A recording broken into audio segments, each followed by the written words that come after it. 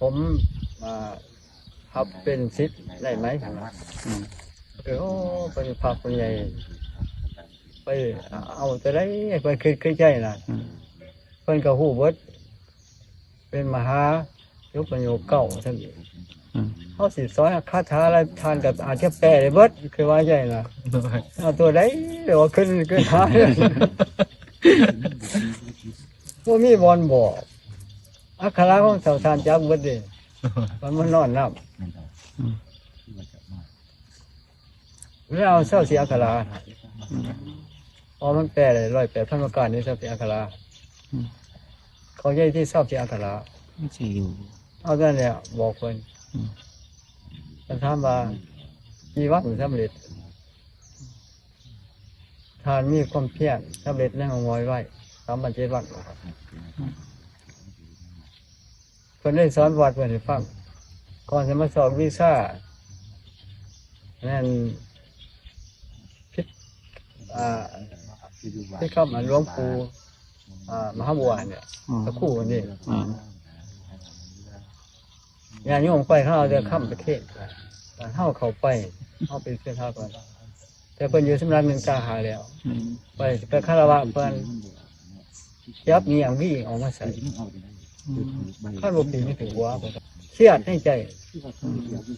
หาเฮียวิซ่าบางทีไปทอดน้ำมันคู่อาจารย์ทั้งเฮียวิซ่าอย่างนี้กำลังพลังคือเสียงร่างกว่าอาจารย์ไปว่าท่านเด้ก็ได้บอกคาถาสักเสียกระไรสื่อก็จะอธิบายทุกคนฟังอะไรกับเพื่อนผู้ว่าแล้วเพราะเพื่อนเทียนสูงเลย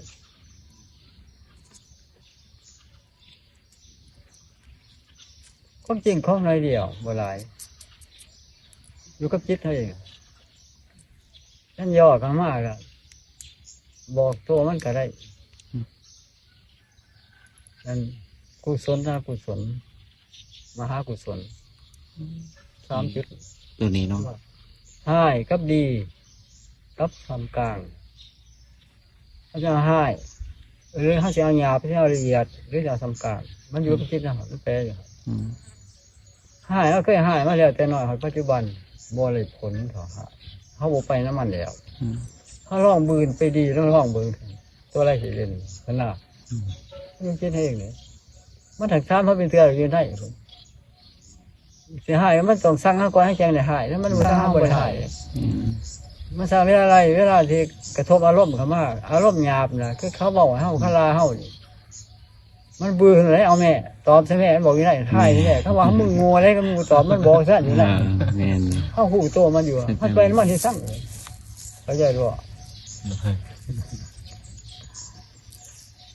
มันให้มันสั่งเขาอย่างไรให้เขาหายเขาโกรธเขาบุกไปน้ำมันเขาตัวไรรัดไว้ตัวเสตีแล้วนึกไรว่าอยากหายคือเขาโมหะที่จะได้อดไปยังเพี้ยมันรู้มาเพี้ยโมหะอดโมหะให้ขามมันไป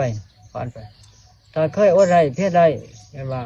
เพี้ยนานมากบ่แห้งมากคอยมากเบาๆเลยเสตีเขาหับก่อนน่ะเที่ยวหับก่อนเขาคล้องไปเพราะเท่าบ่หายบ่นะก็หายคือกันก็ว่าบุญแห้งอาจจะยังน้อยให้เวลานี่บางทีมันยากยังน้อยนะบุญแห้งเวลาไปหายเกียรติอะไรกัน